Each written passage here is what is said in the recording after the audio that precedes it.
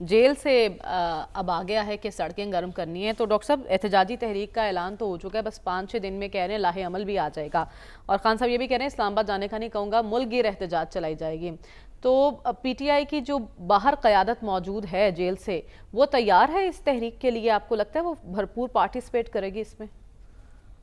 جو P T I ہے وہ اس وقت ایک نارمل فنکشننگ پارٹی نہیں ہے، اور جس کرائسس سے اس کی لیڈرشپ گزر رہی ہے 2 سال سے، یا جس کرائسس میں پارٹی ہے، وہاں آپ یہ کیسے ایکسپیکٹ کر سکتے ہیں کہ یہ ایک بڑے سسٹمیٹک طریقے سے، آرگنائز طریقے سے، ایک کولیکٹیو تھنکنگ کی بنیاد پہ کوئی اپروچ اڈاپٹ کرے گی؟ اس میں اسی قسم کے آپ دیکھیں گے کہ ایک وقت میں مختلف باتیں ہوں گی۔ تو خان صاحب جی کیسے ایکسپیکٹ کر رہے ہیں اندر بیٹھ کے کہ ایک بھرپور تحریک چلائی جائے گی؟ دیکھیے، خان صاحب کی جگہ آپ بھی وہاں بیٹھی ہوتی نا، تو آپ بھی پھر اسی قسم کی باتیں کرتی کہ کانٹراڈکٹری گفتگو کرتی، اگر میں خوش آمدیوں کی بات سنتی۔ ہاں، اس لیے کہ وجہ اس کی یہ ہوتی ہے کہ وہاں جب آپ آئسولیشن میں ہوتے ہیں نا، آپ کو اس بات کا شاید اندازہ نہیں ہے کہ آئسولیشن کیا چیز ہوتی ہے۔ انسان کی نارمل فنکشننگ آئسولیشن میں بڑی حد تک خراب ہو جاتی ہے۔ اس کی وجہ سے کبھی وہ مختلف قسم کے موڈ ہوتے ہیں، غصے کا موڈ ہوتا ہے، کبھی کمپرومائز کا موڈ ہوتا ہے، سوئنگز ہوتے ہیں۔ تو یہ جو چیزیں چل رہی ہوتی ہیں تو ایک نارمل فنکشننگ لیڈرشپ کی نہیں ہے۔ اور اس کے بعد پھر باہر جو ہیں وہ بھانت بھانت کی بولی والے لوگ موجود ہیں جو اپنی سوچ، اپنے مفادات کے حوالے سے گفتگو کرتے ہیں۔ تو میں تو یہ سمجھتا ہوں کہ ایک تو یہ ہے کہ 2-3 باتیں بڑی کلیئر ہیں پاکستان پولیٹکس میں۔ ایک تو اگر کچھ لوگوں کی یہ تھنکنگ ہے کہ ایک بڑی پارٹی کو ایکسکلوڈ کر کے اس ملک میں امن اور سکون سے سیاست کو آگے چلا سکتے ہیں، وہ غلط فہمی کا شکار ہے، پہلی بات۔ دوسری بات یہ ہے کہ جب تک یہ جو پی ٹی آئی پہ یہ موجودہ کیفیت نہیں بدلے گی، اس وقت تک پی ٹی آئی کا ایک نارمل فنکشننگ کی آپ کو بالکل کوئی امید نہیں رکھنی چاہیے۔ سوال یہ ہے نا، بدلے گی کیسے؟ اگر باہر موجود رہنما کوشش کر رہے ہیں کہ بات چیت کا کوئی رستہ کھل جائے، تو خان صاحب اس پر کیوں قائل نہیں ہو رہے؟ دیکھیں، اس وقت راستہ ہے کون سا، مجھے تو سمجھ میں نہیں آتا۔ راستہ بنانے کی کوشش کوئی راستہ نہیں ہے اویلیبل اس وقت، بڑی کلیئر پالیسی ہے۔ دیکھیے، میں کہہ نہیں سکتا بہت سی باتیں یہاں، اس وقت بڑی کلیئر پالیسی ہے، اور کون کس کے ساتھ کام کر رہا ہے یہ بھی ہمیں پتہ ہے، کون کس کے ساتھ نہیں کام کر رہا وہ بھی ہمیں پتہ ہے، لیکن ہم ظاہر ہے بہت سی باتیں نہیں خان صاحب کو بھی پتہ ہے، اس لیے وہ کہہ رہے ہیں نہیں، خان صاحب کو نہیں پتہ ہوگا، خان صاحب کے پاس انفارمیشن لمیٹڈ جاتی ہے۔ دیکھیں نا، اگر ایک بندہ جاتا ہے خان صاحب کو ملنے کے لیے، وہ اپنی کہانی سنائے گا خان صاحب کو تاکہ اس کے حق میں کوئی گفتگو ہو جائے۔ تو خان صاحب نے کسے کہا جو وکٹ کے دونوں طرف کھیل رہے ہیں وہ پارٹی میں نہیں رہیں گے؟ ان کے اندر ایسے پارٹی میں لوگ ہوتے ہیں نا جو بعض دفعہ ایسی بات کر دیتے ہیں جو ان کو پسند نہیں آتی، تو اس کے وجہ سے یہ کہتے ہیں۔ تو جب تک آپ اس بات کو ایڈمٹ نہیں کرنے کو تیار کہ ایک نارمل فنکشننگ پارٹی نہیں ہے، اور اس وقت یہ پارٹی اسی قسم کے کرائسس سے گزرے گی، لہٰذا کوئی بھی تحریک یہ چلانے کی کوشش کرے اس میں کامیابی نہیں ہوگی۔ یعنی اسٹریٹ پاور کی جو آپ بات کر رہے ہیں، لوگ ان کو ووٹ دے دیں گے لیکن اسٹریٹ میں آ کے چیلنج نہیں کریں گے حکومت کو۔ سب لوگوں کی تو دور کی بات ہے، اپنے پارٹی رہنما نکلیں گے یا نہیں؟ اسپیشلی بیرسٹر گوہر صاحب جو ہم نے 26 مئی کو دیکھا۔ دیکھیے، میں نے آپ سے عرض کر دیا ہے نا کہ اس پارٹی کے اندر جتنے لیڈر ہیں اتنی ہی ڈائریکشنز چل رہی ہیں، لہٰذا ہر لیڈر ایک ڈائریکشن میں، یہ پارٹی ایک ڈائریکشن میں نہیں جا رہی، اور نہیں یہ جا سکتی ہے موجودہ حالات میں۔ آپ اس کو آپ دیکھ لیں، ایک ڈائریکشن میں نہیں جائے گی یہ پارٹی، کیونکہ مختلف لیڈر مختلف انداز کا سوچ رہے ہیں، کوئی کچھ سوچ رہا ہے، کوئی جھگڑے کی سوچ رہا ہے، کوئی کمپرومائز کی سوچ رہا ہے، کوئی کانٹیکٹ استعمال کرنا چاہتا ہے، لیکن کوئی سگنیفیکنٹ کانٹیکٹ اس وقت حاصل نہیں ہے اس پارٹی کو۔ اور جنہوں نے یہ فیصلے کرنے ہیں وہ ابھی اس کے حق میں نہیں ہیں، وہ تو کسی اور کے ساتھ اکٹھے بیٹھے۔ چیئرمین اور سیکرٹری جنرل دونوں قانون دان ہیں، وہ تو کبھی سڑک پہ نہیں آئے۔ نہیں، دیکھیں، یہ آپ بات چھوڑ دیں، اس وقت پاکستان میں جو ہے نا کوئی پولیٹیکل ایجیٹیشن پروٹیسٹ نہیں ہو سکتا۔ وجہ کیا ہے؟ وجہ یہ ہے کہ عوام میں ایک نا امیدی ہے۔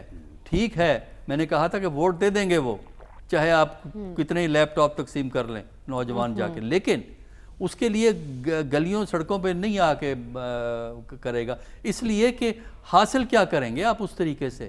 دیکھیں، یا تو آپ کو یہ امید ہو کہ آپ ایک نیشن وائڈ پروٹیسٹ بن جائے گا اور حکومت جو ہے وہ گر جائے گی، جس کی فی الحال ہمیں امید نظر نہیں آتی۔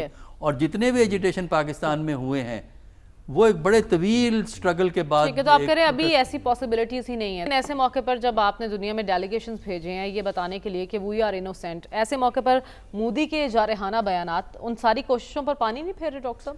میرا خیال ہے کوئی ایسا حیران کن بات نہیں ہے مودی صاحب کے سخت بیانات، اور ہمیں اتنا پریشان بھی نہیں ہونا چاہیے کیونکہ اس کے کئی فیکٹرز ہیں. پہلا تو جو مودی صاحب کا جو سائیکولوجیکل میک اپ ہے وہ ایک انتہا پسند، تنگ نظر، نظریاتی سوچ ہے، اور اس کے ساتھ ساتھ جو ایک بڑی ازمپشن تھی ہندوستان کے اندر کہ پاکستان ایک چھوٹی ملٹری قوت ہے، اکانومی اس کی کمزور ہے، تو لہٰذا زیادہ سے زیادہ 2 دن میں ہم ان کو سیدھا کر دیں گے، پھینٹی لگا دیں گے، اور یہ سوچ کے یہ نیوکلیر پہ جائے گا اس تک نوبت ہی نہیں آئے گی.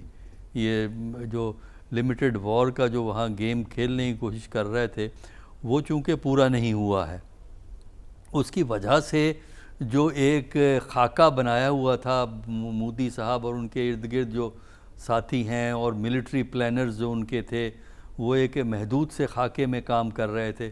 چونکہ وہ خاکہ بالکل ہی پلٹ گیا، کاؤنٹر ہو گیا سارا کا سارا، پانسا پلٹ گیا. اس کی وجہ سے کاؤنٹر ہونے کی وجہ سے اب ان کے پاس کوئی ایسی ایکسپلینیشن نہیں ہے کہ کس طرح اس کو ایکسپلین کریں کہ یہ ہوا کیا ہے.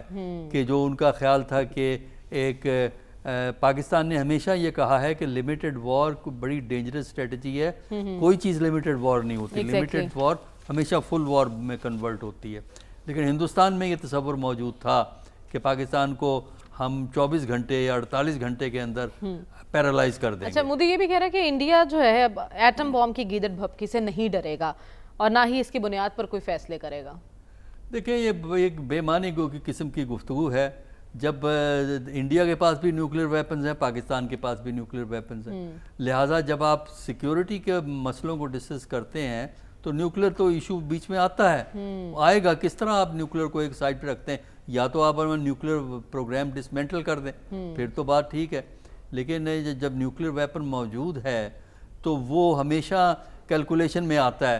جب روس اور سوویت یونین جب ہوا کرتا تھا اور امریکہ کے درمیان جب بھی ہوتی تھی، چاہے وہ کنونشنل وار کا ذکر ہو، وہ ہمیشہ ایسکلیشن کے کانسیپٹ میں یہ کنونشنل سے میزائل کا کانسیپٹ جس جو پاکستان میں اور انڈیا میں آ گیا ہے، میزائل کا کانسیپٹ، اور اس کے بعد الٹیمیٹلی جو ہے یہ جو ہے نیوکلیر کی بات تھی. اور تو اس لیے ہم نے دیکھا ہے کہ 1962 میں سچویشن دونوں ملکوں کے درمیان، سوویت یونین اور امریکہ کے درمیان جو ہے وہ نیوکلیر کی طرف جاری تھی، لیکن انہوں نے اس کو روک لیا رستے کے اندر. تو اسی طرح پاکستان انڈیا میں ہے، جس طرح اس دفعہ جو دیکھیں نا، جو 71 کی وار تھی، اس سے پہلے 65 کی وار تھی، وہ بہت مختلف جنگیں تھیں. اب اس دفعہ جو جنگ ہوئی ہے وہ بہت مختلف انداز میں ہائی ٹیک کی جنگ ہوئی ہے اس دفعہ، اور اس کے اندر ماڈرن ایئر کرافٹ استعمال ہوا ہے. اچھا، میزائل اس سے پہلے استعمال نہیں ہوا ہے، نہیں ہوئے کبھی پاکستان انڈیا کی وار کے درمیان. اب میزائل ہوئے اور بڑی سوفسٹیکیشن کی قسم کے میزائل، اور پھر satellite technology, ground receiving operation, اور ہوا کے اندر جو ایئر کرافٹ موجود ہے، ان میں سنکرونائزیشن ہمیں نظر آتی ہے. یہ نئی ٹیکنالوجی ہے. تو لہٰذا اس کا مطلب یہ ہے کہ آئندہ جو جنگیں ہوں گی انڈیا پاکستان کی، وہ 65 کی جنگ نہیں ہوگی، 71 کی جنگ نہیں ہوگی، بلکہ اگلے ایک سٹیپ آگے جائیں گے. اب زمانہ بدل چکا ہے، اب ایڈوانس جنگ، آرٹیفیشل انٹیلیجنس کا استعمال ہے، ہیومن ڈائمنشن اور اس کے ساتھ آرٹیفیشل انٹیلیجنس کو جب آپ کمبائن کرتے ہیں وہ ایک ڈیفرنٹ قسم کی ٹیکنالوجی بن جاتی ہے. تو مودی صاحب جو کہہ رہے ہیں کہ ہم ایٹم بام کی گیدڑ بھپکی میں نہیں آئیں گے، آپ کو ڈرنا پڑے گا اس سے، کیونکہ جب ایک دفعہ جنگ شروع ہو جائے تو پھر کسی کے کنٹرول میں نہیں رہتی.